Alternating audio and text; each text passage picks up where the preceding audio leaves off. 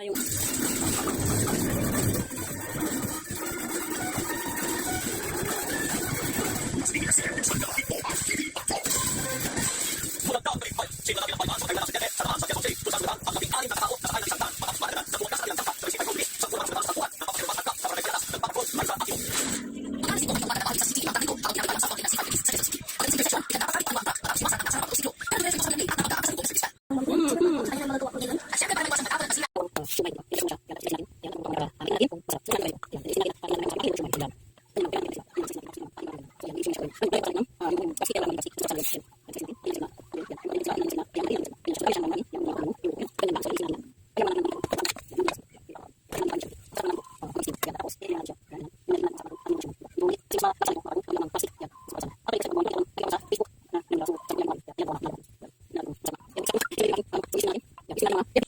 ayan, luto na ang ating siumay.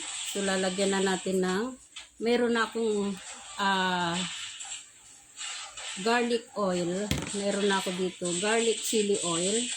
Hindi lalagyan na natin. Ayan o. At titikman na natin yan. Ayan. Ayan. Hindi makita. Ayan o. Garlic chili oil.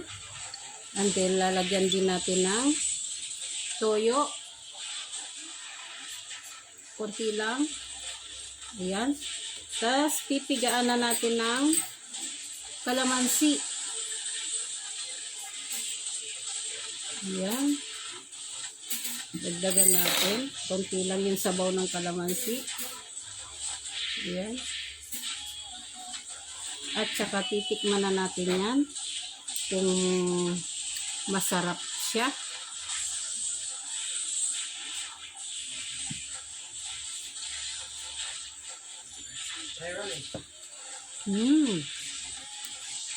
Sarap.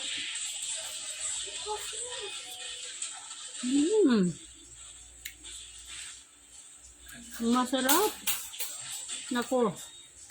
Kakaiba. Mas masarap siya sa ordinaryong siomai.